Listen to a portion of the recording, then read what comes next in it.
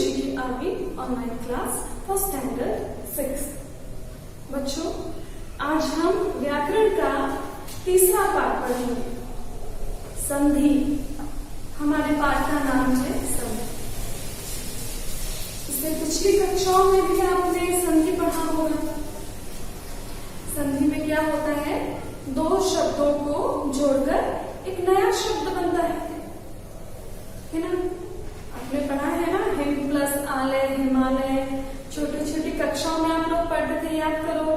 पुस्तक प्लस आलय, पुस्तकालय। और क्रम प्लस अंक, क्रमांक। हिम प्लस आलय, हिमालय। दो शब्दों को जोड़ करके एक नया शब्द बनाते थे। ये तो हम पिछली कक्षाओं में भी पढ़ते आ रहे हैं। लेकिन दो शब्दों को जोड़ने का नियम क्या होता है, उस नियम के बारे में हम पढ़ेंगे। ठीक है, संधि में हम उस नियम के बारे में पढ़ेंगे कि दो शब्दों को जोड़ने के बाद वर्णों में जो विकार आता है, वर्णों में जो परिवर्तन आता है, वो कैसे आता है, ये पढ़ेंगे। ठीक है, देखो संधि क्या होता है? संधि का अर्थ होता है मेल या मिलाना। ठीक है, संधि का अर्थ होता है मेल या मिलाना। संधि में हम लोग मिलाते ही तो हैं, दो शब्दों को हम मिलाते नहीं है। संधि में मिलाते हैं तभी तो दो शब्दों को मिलाने के बाद ही एक नया शब्द बनता है। देखो पेज नंबर 25 में आओ। पेज नंबर 25 में आए, दिखाई दे रहा है आप लोगों को?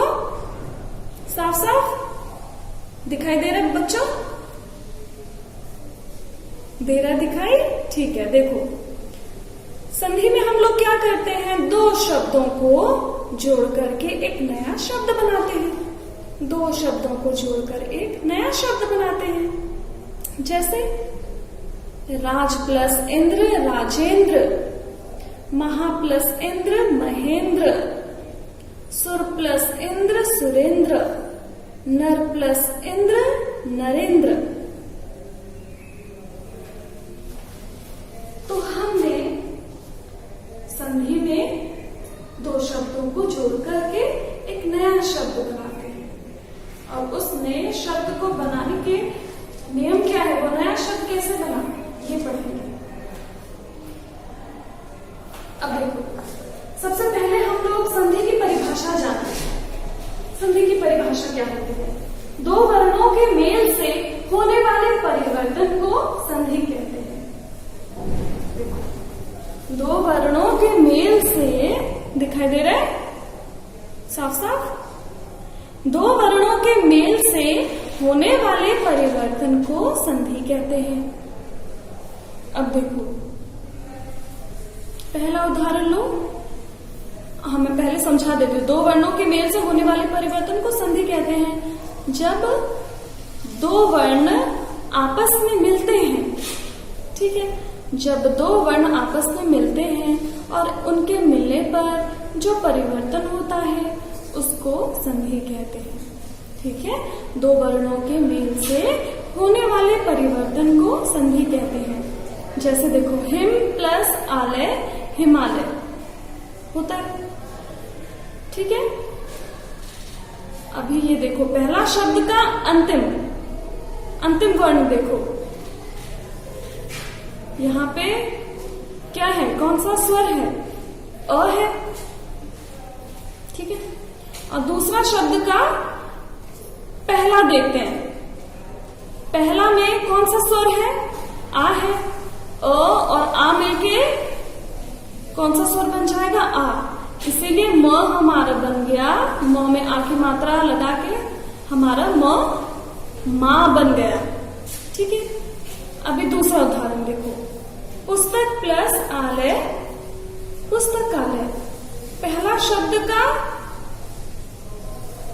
अंतिम देखते हैं और दूसरे शब्द का पहला, क्योंकि जो परिवर्तन हो रहा है वो यहीं पर हो रहा है ना, पहला शब्द का अंतिम में और दूसरे शब्द के पहले स्थान पर, यहीं पर परिवर्तन हो रहा है।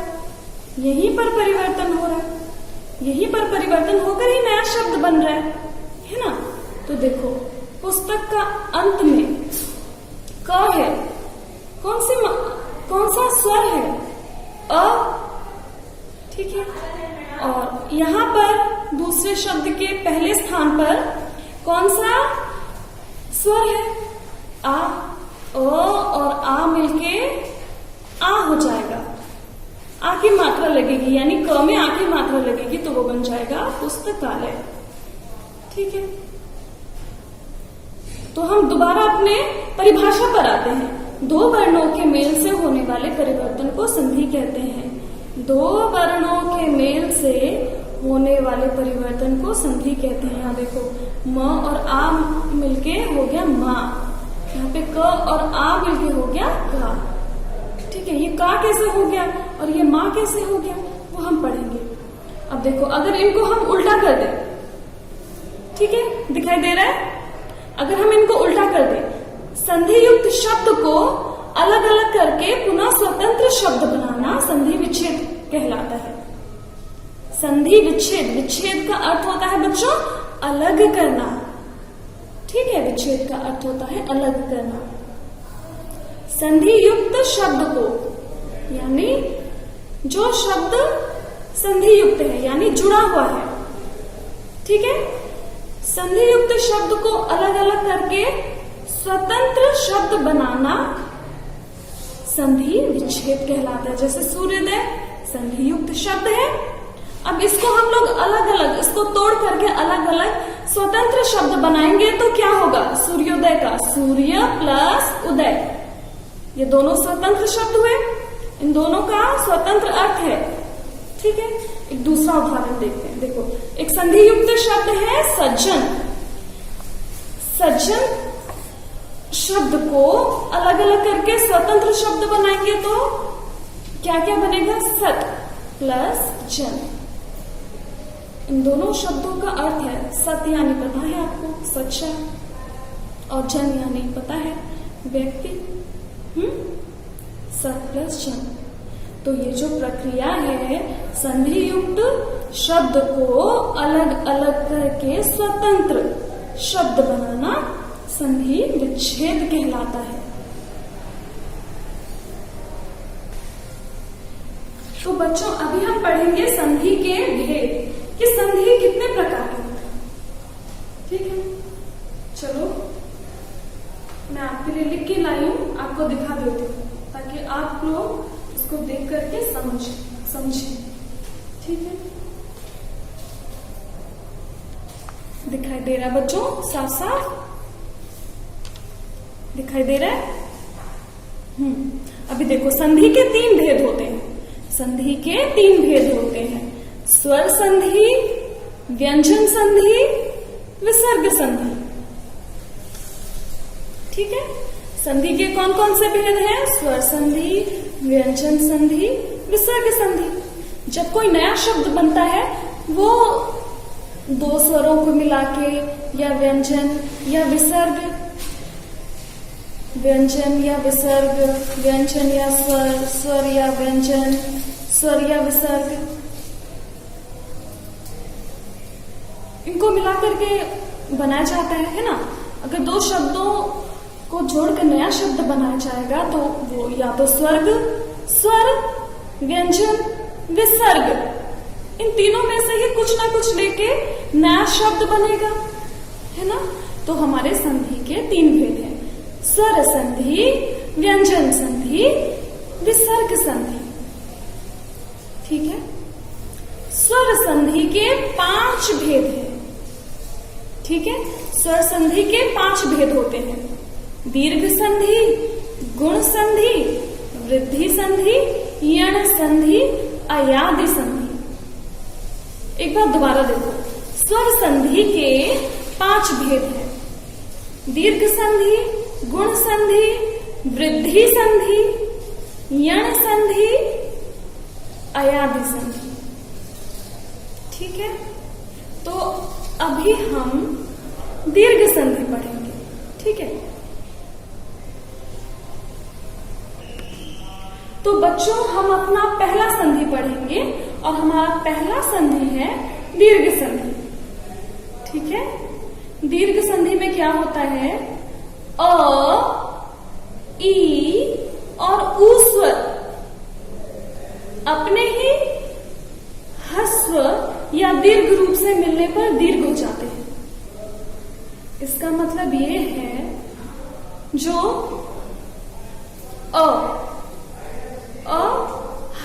ह्रस्व का अर्थ होता है छोटा और दीर्घ का अर्थ है बड़ा।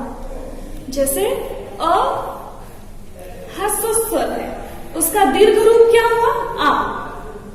ई ह्रस्व स्वर है यानी छोटा है, छोटी ई, और उसका दीर्घ रूप क्या होगा, बड़ी ई। छोटा ऊ जो है वो ह्रस्व स्वर है। ठीक है, ऊ का छोटा रूप है और उसका बड़ा रूप क्या होगा, ऊ का बड़ा ऊ। ठीक है, इसका मतलब ये है बच्चों, जब परिवर्तन कहाँ पे हो रहा है, मैंने आपको बताया था ना, एक शब्द के पहले शब्द के अंत में और दूसरे शब्द के प्रारंभ में ही हम देखते हैं, यहीं पर ही परिवर्तन होता है। ठीक है, परिवर्तन कहाँ पे होता है, जब हम संधि विच्छेद करते हैं, पहले शब्द के अंत में और दूसरे शब्द के प्रारंभ में। यहीं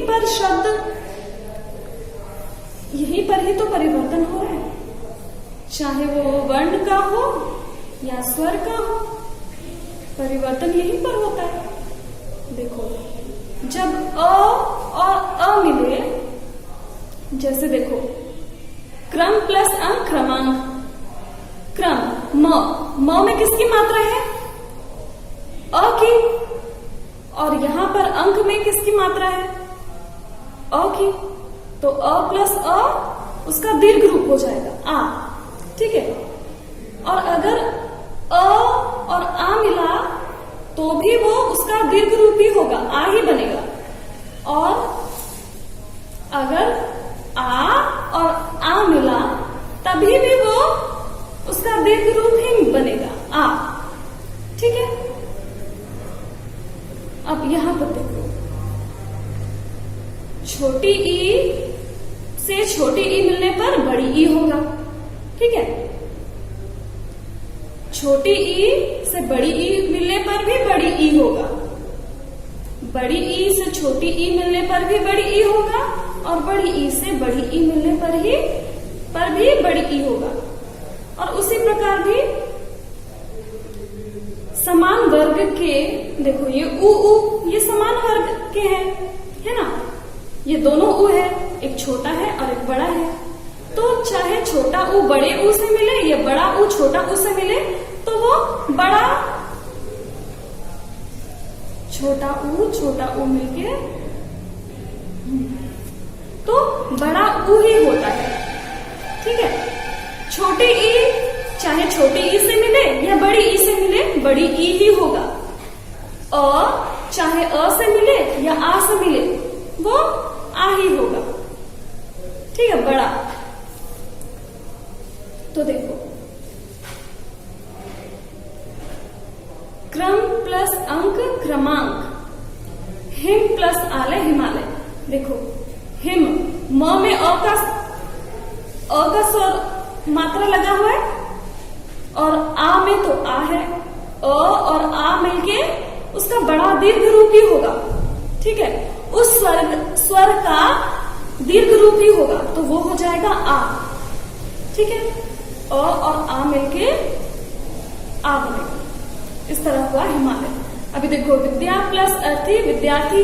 कैसे हुआ विद्यार्थी, यहां पर किसका स्वर है, आ, और यहाँ पे अ, आ और अ मिलके आ ही होगा, विद्यार्थी। ठीक है, ये आ या ही होगा, विद्यार्थी। फल प्लस आहार, फलाहार।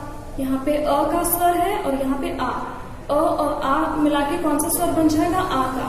तो ल में आ की मात्रा लगा देंगे और हमारा शब्द बनेगा फलाहार। कार्य प्लस आलय, कार्यालय। यहाँ पे क्या है, अ और यहाँ पे है आ। अ और आ मिलने पर वो आ ही होगा। ठीक है, समझ में आया? अभी देखो हम देखते हैं ई का देखते हैं। चाहे छोटी ई बड़ी ई से मिले या बड़ी ई छोटी ई से मिले, वो हमेशा बड़ी ई ही होगा। देखो मुनि प्लस इंद्र मुनिंद्र, यहाँ पे देखो छोटी ई से मिल रहा है तो क्या बन रहा है, बड़ी ई, मुनिंद्र। अभी देखो कपि प्लस ईश कपीश, छोटी ई बड़ी ई से मिल रहा है तो बड़ी ई होगा। समझ में आ रहा है?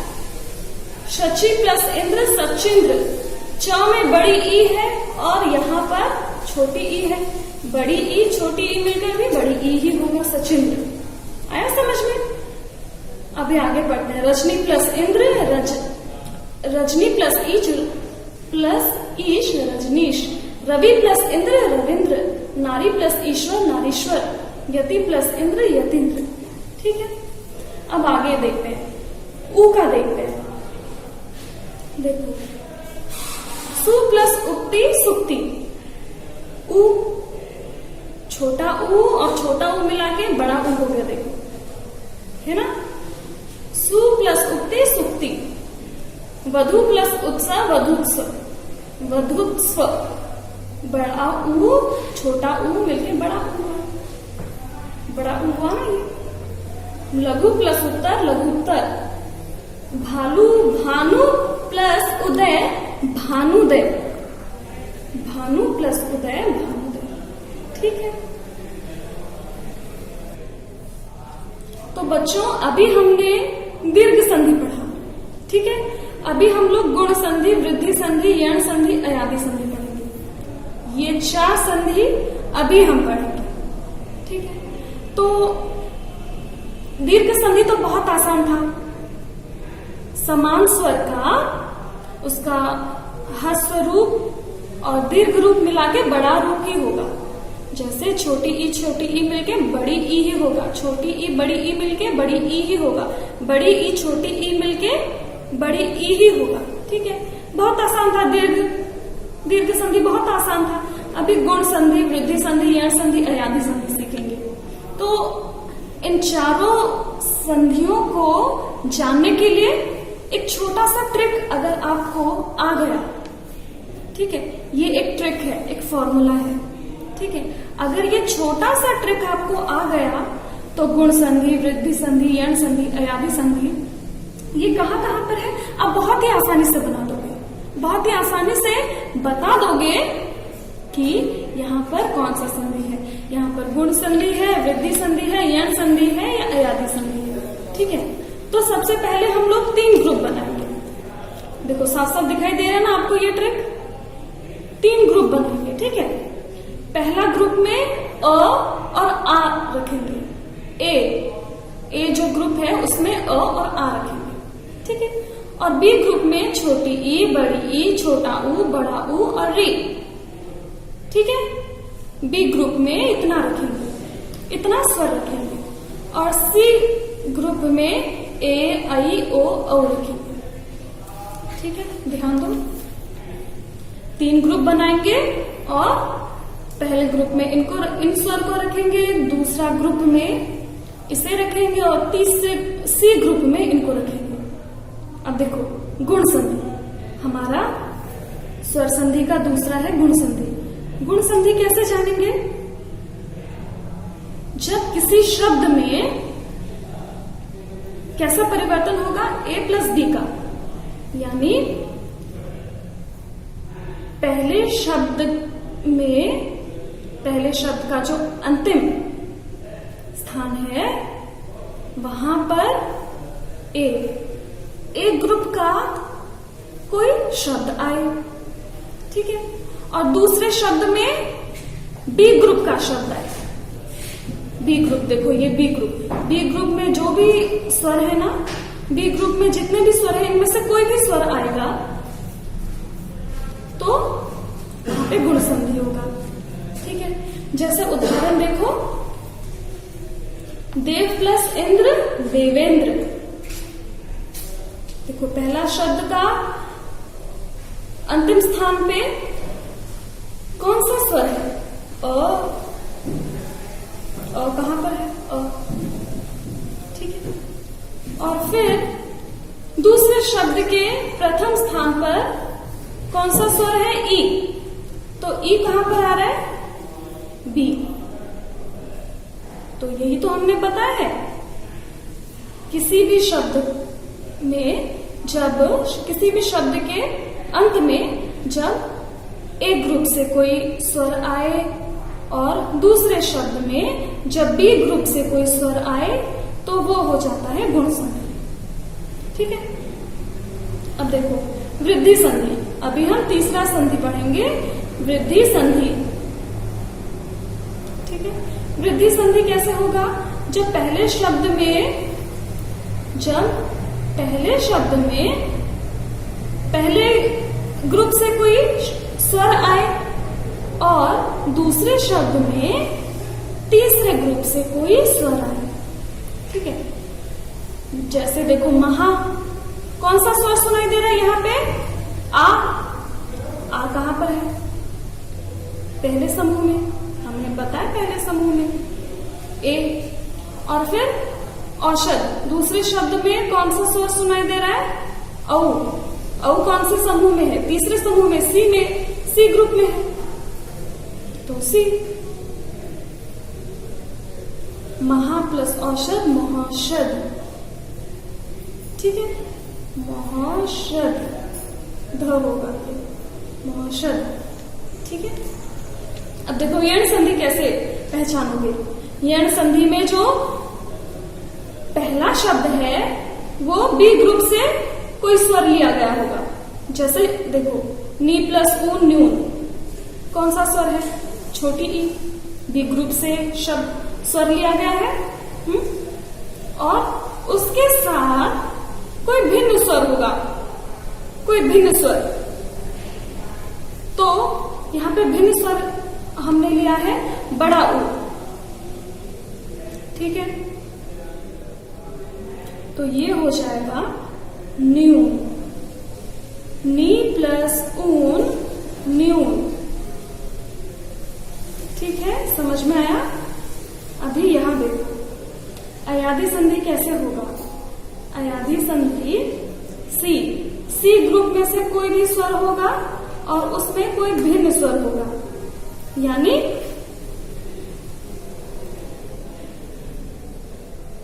जैसे ई है तो ई नहीं, ई से दूसरा स्वर अलग हो सकता है, ई नहीं होगा। ऊ ले लो या री ले लो। यण संधि में भी वही हुआ था, अयादी संधि में भी वही हुआ होगा। पहले शब्द में सी ग्रुप से कोई स्वर होगा, सी ग्रुप से कोई स्वर है ओ। ठीक है। हमने उदाहरण लिया पो प्लस अन पवन। ठीक है। पो ओ कौन से ग्रुप में है? सी ग्रुप में है। देखो ओ है ना। फिर अन, दूसरे शब्द में भिन्न स्वर होगा, ओ और अ, ये भिन्न स्वर हो गया ना, तो हमारा शब्द बना पवन। बच्चों अभी हमने स्वर संधि का पांचों भेद पढ़ा। अभी हम दूसरा संधि पढ़ेंगे, व्यंजन संधि। कौन सा संधि? व्यंजन संधि। देखो व्यंजन संधि कहां पर होता है?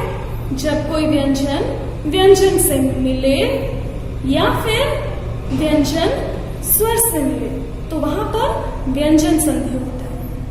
दोबारा सुनो, जब व्यंजन से मिले या व्यंजन स्वर से मिले तो वहां पर व्यंजन संधि होता है। ठीक है। एक व्यंजन का दूसरे व्यंजन या स्वर से मेल होने पर जो परिवर्तन होता है उसे व्यंजन संधि कहते हैं। ठीक है। एक व्यंजन का दूसरे व्यंजन या स्वर से मेल होने पर जो परिवर्तन होता है उसे व्यंजन संधि कहते हैं। देखो दिक प्लस अंबर दिगंबर। क क्या है? स्वर या व्यंजन है और अ क्या है? स्वर है। तो व्यंजन और स्वर का मेल हो रहा है यहां पर, तो हमारा शब्द बना दिक प्लस अंबर दिगंबर। अब दूसरा देखो, उत प्लस नति उन्नति।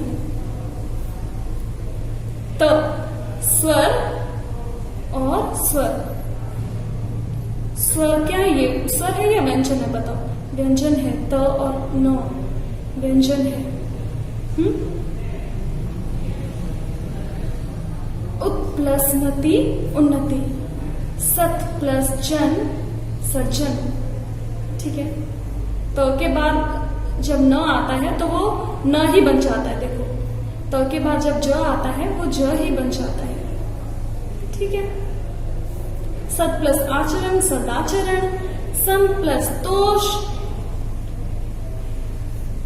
म ऊपर बिंदी में परिवर्तित हो गए, संतोष।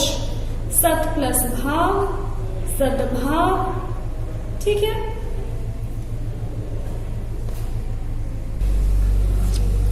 तो बच्चों हमने व्यंजन संधि भी पढ़ लिया।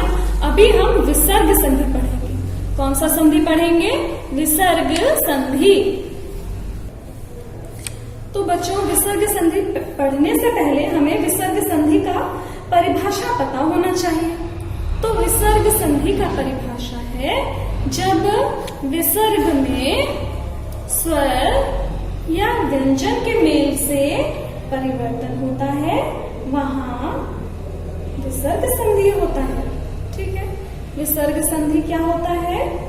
जब विसर्ग के साथ स्वर या व्यंजन के मेल होने पर जो परिवर्तन होता है उसे विसर्ग संधि कहते हैं। यह परिभाषा आपके व्याकरण की बुक में भी दी गई है। तो मैंने कुछ शब्द लिखे हैं। ठीक है, संधि विच्छेद किया है, इनमें विसर्ग संधि है। तो इनको पहचानने का तरीका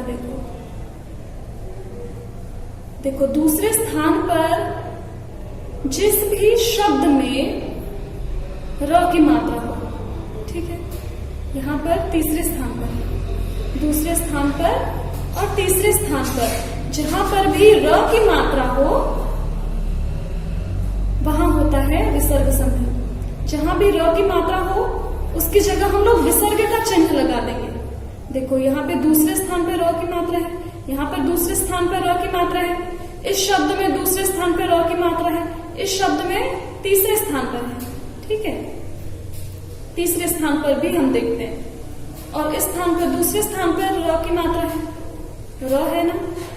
तो जहां पर भी र लिखा होगा वहां पे हम लोग विसर्ग लगा देते हैं। जैसे निर्धन, तो नी के बाद क्या आ रहा है? र।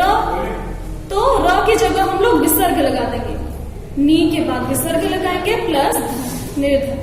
देखो, निर्बल, तो नी के बाद क्या आ रहा है? र आ रहा है ना, तो नी के बाद हम लोग विसर्ग लगा देंगे प्लस बल।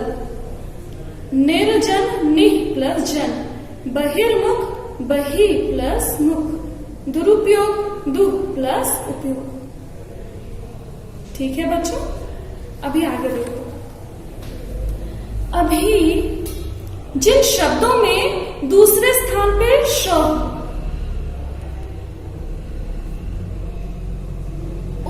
उस श की जगह पर भी हम लोग विसर्ग लगा देते हैं। जैसे देखो, निश्चित, तो ये होगा नि प्लस चित, श की जगह हम लोग विसर्ग लगा रहे। देखो, निश्चल, नि, श की जगह विसर्ग लगाया प्लस छल। दुष्शासन, दुह प्लस शासन, दुष्चरित्र, दुह प्लस चरित्र। ठीक है, अभी आगे देखो।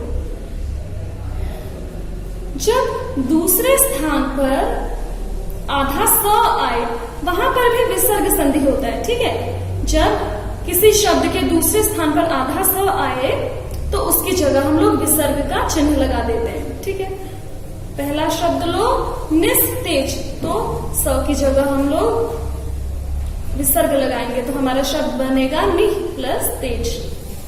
निस्संताप, निह प्लस संताप। दुःशासन, साहस, दुह प्लस साहस। ठीक है, अभी किसी शब्द के तीसरे स्थान पर भी आधा स होता है तो वहां पर भी विसर्ग संधि होता है बच्चों। देखो, नमस्कार, तीसरे स्थान पे आधा स है तो आधा स की जगह हम विसर्ग लगा देंगे। नमस्कार का संधि विच्छेद होगा नमः प्लस कार। पुरस्कार का पुरः प्लस कार। ठीक है। और देखो किसी शब्द के तीसरे स्थान पर जब आधा च हो तो वहां पर भी विसर्ग संधि होता है। उस आधा च के स्थान पर हम लोग विसर्ग का चिन्ह लगा देते हैं। जैसे अनुच्छेद, छत्र, छाया। अनु प्लस छेद, अनु प्लस छेद, छत्र प्लस छाया। ठीक है। अभी आगे देखो,